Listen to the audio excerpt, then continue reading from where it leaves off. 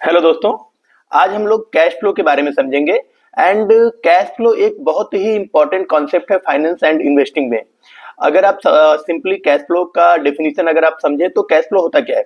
Basically cash flow क्या होता है, किसी बिजनेस में कैश का इन और आउट होना ही कैश फ्लो कहलाता है। एंड अगर सिंपल वर्ड्स में उसको डिस्क्राइब करें तो उसका मतलब ये होता है कि कोई भी कंपनी अपने ऑपरेशन से कितना कैश जनरेट करती है, उस कैश को वो अपने एक्सपेंशन में या अदर जो खर्चे हैं उनमें कितना कंज्यूम करती है, कितना इन्वेस्ट करती है। ये हमको कैश फ्लो स्टेटमेंट से पता चलता है। क्योंकि देखिए कई बार क्या होता है कि कंपनियां अपने प्रॉफिट एंड लॉस स्टेटमेंट में आपको प्रॉफिट तो दिखा देती हैं, लेकिन उनके पास एक्चुअल कैश नहीं होता है।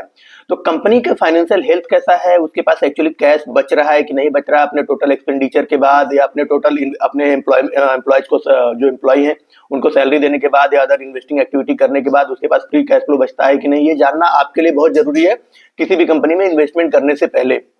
और ये सारा डिटेल आपको कैश फ्लो स्टेटमेंट से ही मिलता है, इसलिए आप लोगों को कैश फ्लो को बहुत बारीकी से पढ़ना चाहिए और उसको बहुत अच्छे तरीके से एनालाइज करने के बाद ही कंपनी में पैसा लगाना चाहिए। एक एग्जांपल लेके अगर आपको समझाऊं तो समझ लीजिए कि कोई एक कंपनी है जिसमें उसको बिजनेस से अपने 10 लाख रुपए कैश जनरेट होता है, और इसके बाद वो अपने एम्प्लॉयज को सैलरी पे करती है उस 10 लाख से। एक जहां पर वो लैंड है उस लैंड का रेंट पे करती है या बिल्डिंग का रेंट पे करती है, इलेक्ट्रिसिटी का बिल पे करती है, और अपने जो रॉ मटेरियल के जो सप्लायर है उनका पेमेंट करती है। ये सारा कुछ करने के बाद, और ये सारा कुछ करने में सपोज करिए कि उसके 6 लाख रुपए लगते हैं, तो उसके पास कैश फ्रॉम ऑपरेशंस कितना हुआ था, 10 लाख रुपए। उसके टोटल खर्चे कितने हो गए, 6 लाख रुपए। तो उसके पास कैश कितना पड़ा, नेट कैश हुआ उसके पास 4 लाख रुपए। तो ये है उसका पॉजिटिव, और ये पॉजिटिव में है तो इसको कहेंगे कि ये पॉजिटिव कैश फ्लो है। लेकिन सपोज करिए कोई कंपनी है जो अपने बिजनेस से 10 लाख रुपए जनरेट कर रही है, लेकिन एम्प्लॉय की सैलरी, बिल्डिंग का रेंट, इलेक्ट्रिसिटी और अदर खर्चे सब, वो सब खर्च करने में अगर उसके सपोज करिए 14 लाख रुपए चले जा रहे हैं, तो उसका नेट कैश कितना हो जाएगा, नेगेटिव 4 लाख। मतलब 10 लाख उसने अर्न किया और 14 लाख रुपए उसने खर्च किए, तो उसका नेगेटिव 4 लाख रुपए उसका कैश फ्लो हो जाएगा। तो ऐसी कंपनियों से आपको थोड़ा सावधान रहना चाहिए जिनमें cash flow net net negative होता है। उसमें आपको थोड़ा कॉशियसली देखना चाहिए कि क्या रीजन हो सकता है। मैं ये नहीं कहता हूं कि वो कंपनियां खराब ही होती हैं, हो सकता है वो अपने ग्रोथ एक्सपेंशन में पैसा खर्च कर रही हैं, तो आपको वो देखना पड़ेगा कि एक्चुअली में उनका जो खर्च है वो कहां पर हो रहा है ज्यादा।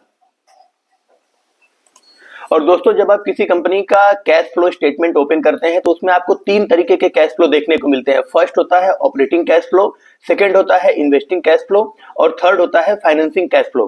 तो चलिए हम तीनों को बारी बारी समझते हैं कि तीनों का मतलब क्या है। जो सबसे पहला टर्म होता है ऑपरेटिंग कैश फ्लो, इसका मतलब ये होता है कि कोई कंपनी अपने कोर बिजनेस से कितना पैसा जनरेट कर रही है, कितना कैश फ्लो जनरेट कर रही है। एग्जाम्पल के तौर पे वो अपने प्रोडक्ट को जो कस्टमर को सेल करती है उससे जो पैसा वो अर्न करती है वो आपके ऑपरेटिंग कैश फ्लो में आता है। एंड इसके अलावा वो जो अपने सप्लायर को प्लस अपने एम्प्लॉयज को और जो अदर खर्चे हैं वो सारे खर्चे, मतलब इलेक्ट्रिसिटी बिल हो गया, बिल्डिंग का रेंट हो गया, ये सारा कुछ पे करने के बाद जो आपका कैश फ्लो बचता है उसे ऑपरेटिंग कैश फ्लो कहते हैं। तो ऑपरेटिंग कैश फ्लो का फॉर्मूला क्या होता है, टोटल कैश जो अपने बिजनेस से जनरेट कर रही है माइनस टोटल एक्सपेंसेस जो वो खर्च कर रही है, इसके बाद जो पैसा बचता है वो होता है operating cash flow. And operating cash flow अगर हेल्दी है, पॉजिटिव है, तो ये आपको बताता है कि बिजनेस फाइनेंशियली काफी स्ट्रांग है। और दोस्तों जो दूसरा टर्म है इन्वेस्टिंग कैश फ्लो, ये हमको ये बताता है कि कंपनी अपनी इन्वेस्टमेंट से कितना कैश जनरेट कर रही है या अपने इन्वेस्टमेंट में कितना कैश लगा रही है। सपोज करिए कि कंपनी मशीनरी खरीद रही, नई मशीनरी खरीद रही है, नया जमीन, नया लैंड खरीदा उन्होंने, एंड नई बिल्डिंग उन्होंने बनाई अपने फैक्ट्री को रन करने के लिए। तो इसमें इनका कैश आउटफ्लो होता है, इनके बैलेंस शीट से कैश जाता है। तो ये आपको जो इन्वेस्टिंग कैश फ्लो होता है उसमें पता चलता है। एंड इसके अलावा सपोज करिए कि कंपनी अपनी पुरानी कोई जमीन पड़ी हुई है जिसका कोई यूज नहीं है उसको सेल करती है, पुरानी बिल्डिंग सेल करती है या पुरानी मशीनरी टूल्स अपना सेल करती है, तो उससे जो पैसा आता है वो भी आपको इन्वेस्टिंग कैश फ्लो में ही दिखाई देता है।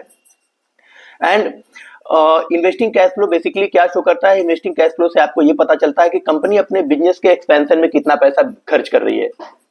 और दोस्तों जो तीसरा टर्म है फाइनेंसिंग कैश फ्लो, उसका मतलब क्या होता है, ये आपको जो फाइनेंसिंग कैश फ्लो होता है वो बेसिकली बताता है कि कंपनी कितना कंपनी के ऊपर कर्ज है, कंपनी ने अपने लोन को कितना चुकाया है, या कंपनी नया पैसा, नए शेयर इश्यू करके इकट्ठा कर रही है। तो ये सारा जो स्टेटमेंट है ये आपको फाइनेंसिंग कैश फ्लो में पता चलता है। अगर कंपनी कोई लोन लेती है तो वो फाइनेंसिंग कैश फ्लो में इनफ्लो होता है, और अगर कंपनी अपने पुराने लोन को चुकाती है तो वो भी इसमें पता चलता है आपको। अगर कंपनी डिविडेंड पे करती है तो वो भी आपको फाइनेंसिंग कैश फ्लो के स्टेटमेंट से ही पता चलेगा, और अगर कंपनी नए शेयर इश्यू करके शेयर होल्डर से पैसा इकट्ठा कर रही है तो वो भी आपको फाइनेंसिंग कैश फ्लो स्टेटमेंट में दिखाई देगा। And financing cash flow statement आपको जनरली बताता क्या है, ये बताता है कि कंपनी को फंडिंग कैसे मिल रही है, कंपनी के पास पैसा कहां से आ रहा है और अपने ऑपरेशंस कैसे रन कर रही है।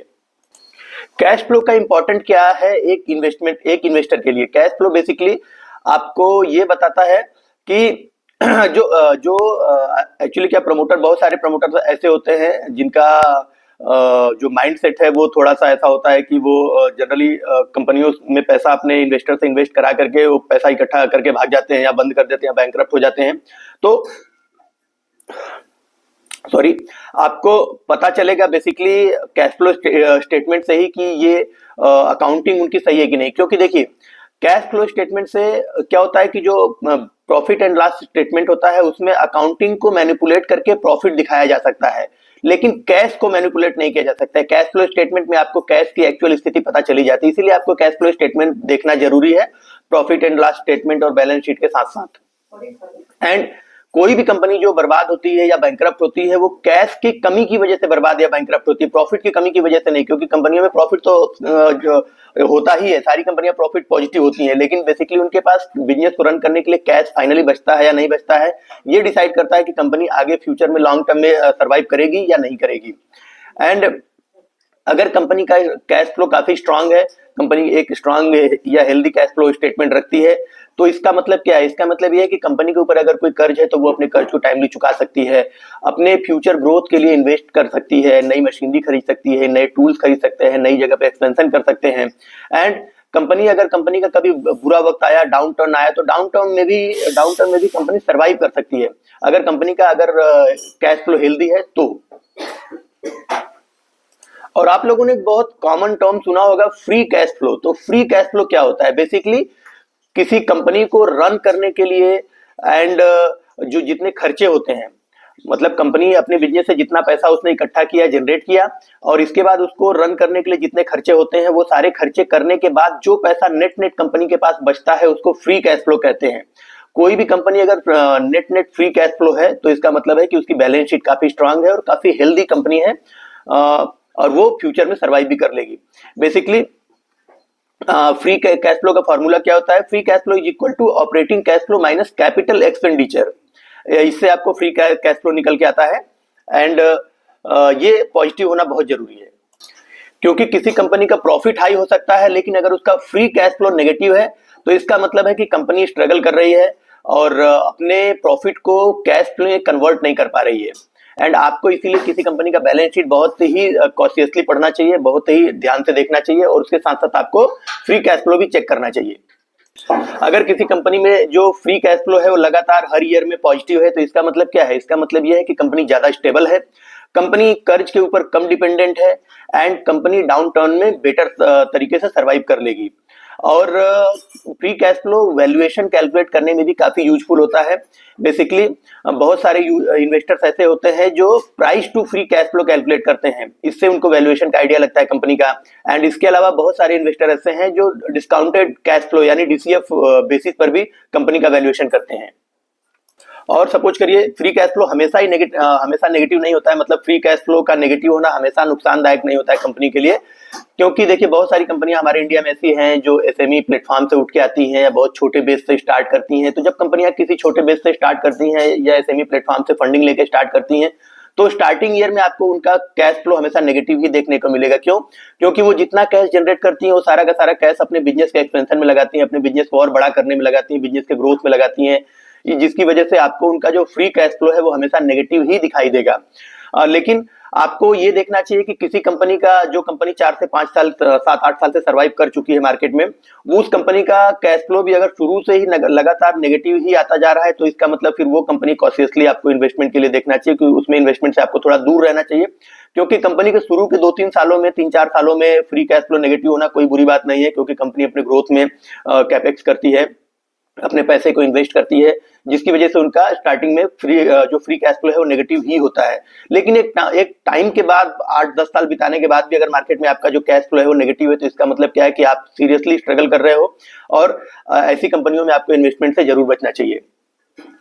और किसी भी कंपनी में इन्वेस्टमेंट से पहले आपको कैश फ्लो का ट्रेंड देखना चाहिए, मिनिमम 4 से 5 सालों का। अगर वो कंटिन्यूअसली राइजिंग है, अपवर्ड डायरेक्शन में मूव कर रहा है कैश फ्लो, तो मीन्स वो कंपनी एक अच्छी कंपनी है। और अगर वो वोलाटाइल है या गिरते हुए टर्म में है, फॉलिंग टर्म में है, तो उसमें आपको सावधान होना चाहिए ऐसी कंपनियों से। और क्या कर सकते हैं फ्री कैश फ्लो का यूज, आपको ऑपरेटिंग कैश फ्लो को नेट प्रॉफिट से कंपेयर करना चाहिए। अगर ऑपरेटिंग कैश फ्लो और नेट प्रॉफिट बराबर है या ऑपरेटिंग कैश फ्लो ज्यादा है नेट प्रॉफिट से, तो ये एक अच्छे बिजनेस की निशानी होती है। ऐसी कंपनियों में आप इन्वेस्टमेंट कर सकते हैं, इनको देख सकते हैं। एंड अगर सपोज करिए कि जो फ्री कैश फ्लो है वो लगातार पिछले कई सालों से पॉजिटिव है, तो वो भी एक स्ट्रांग बिजनेस दिखाता है। एंड अगर आपको क्या करना चाहिए कि डेट को कैश फ्लो के वर्सेस चेक करना चाहिए।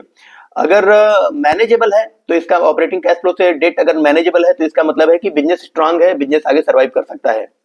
और अगर डेट बहुत ज्यादा है ऑपरेटिंग कैश फ्लो के कंपैरिजन में, तो ऐसे बिजनेसेस से आपको सावधान रहना चाहिए या कॉशियसली इन्वेस्टमेंट करना चाहिए। और अगर इंडियन स्टॉक मार्केट में देखें तो कई सारे ऐसे सेक्टर है जिनमें ऑपरेटिंग कैश फ्लो काफी स्ट्रांग होता है, जैसे एफएमसीजी वाला जो सेक्टर है, फास्ट मूविंग कंज्यूमर गुड्स वाला, जिसमें हिंदुस्तान यूनिलीवर है, आईटीसी है, नेस्ले है, ब्रिटानिया है, इनका कैश फ्लो हमेशा ही स्ट्रांग रहता है। और आईटी सर्विसेज है जैसे टीसीएस है, इन्फोसिस है, इनका भी कैश फ्लो काफी स्ट्रांग रहता है। फार्मा सेक्टर का भी कैश फ्लो काफी स्ट्रांग रहता है। इसके अलावा जो यूटिलिटीज एंड रेगुलेटेड, एंड इसमें जो आपको रिटर्न वो रेगुलेटेड मिलता रहता है, उनमें रिटर्न आपका कंटिन्यूअसली बनता रहता है, बहुत ज्यादा नहीं लेकिन एक सिस्टमेटिक वे में आपका पैसा बनता रहता है। और कई सारे ऐसे सेक्टर होते हैं जिसमें कैश फ्लो काफी वोलेटाइल होता है या नेगेटिव होता है, जैसे मेटल सेक्टर है, इसमें आपको सावधान रहना चाहिए इन्वेस्टमेंट से पहले। या आपके जो इंफ्रा वाले सेक्टर होते हैं, इंफ्रास्ट्रक्चर वाले, इसमें भी आपको सावधान रहना चाहिए।